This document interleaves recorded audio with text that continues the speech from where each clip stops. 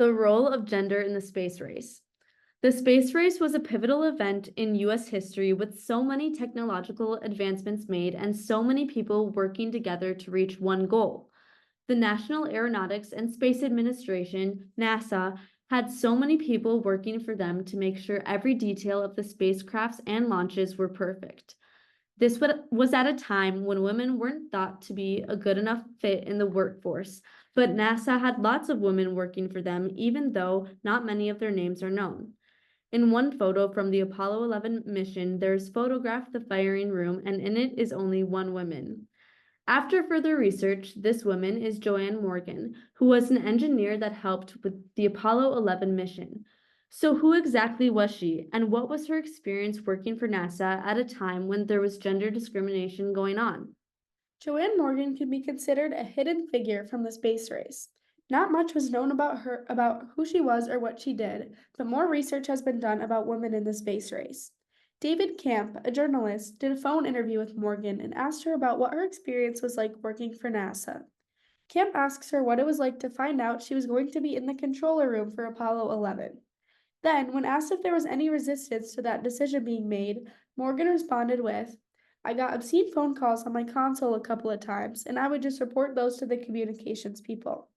The worst was, in the old blockhouses, there was no ladies' restroom, so either the security guard had to clear the men's room, or I just had to walk, just like the ladies in Hidden Figures, to a different building to use the bathroom.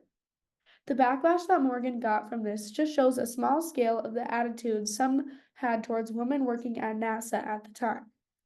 An article that talks about women's roles at the beginning of the space race is titled No Official Requirement: Women, History, Time, and the U.S. Space Program, and it is written by Marie Nathers. She explains gender inequalities during the space race and within NASA. NASA was looked into for gender discrimination and put on trial earlier in the space race. As the transcripts from the hearing Nathers wrote about point out, women were not socially engineered to work on spacecrafts.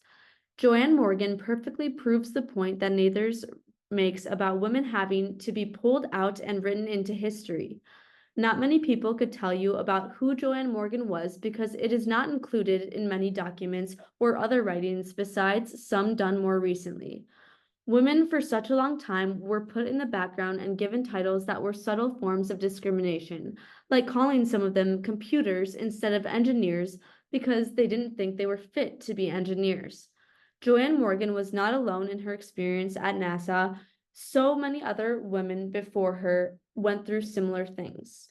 Race, Gender, and Space Exploration, a chapter in the social history of the space age, written by Kim McQuaid, is another article that highlights the gender gaps and barriers women faced while working for NASA during the space race.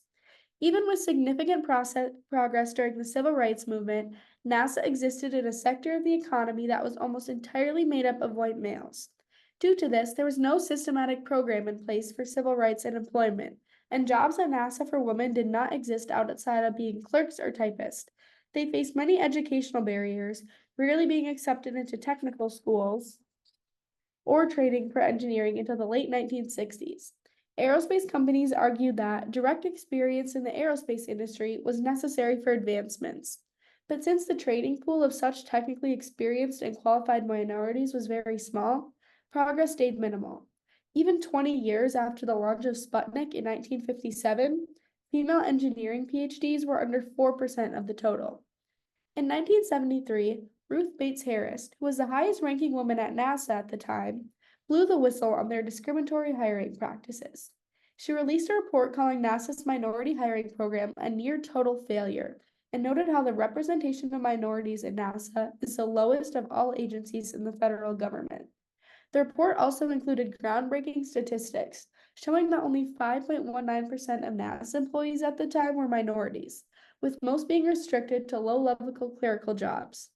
Ruth Bates Harris was fired for publishing this report, but rehired quickly after it led to significant outrage in congressional hearings.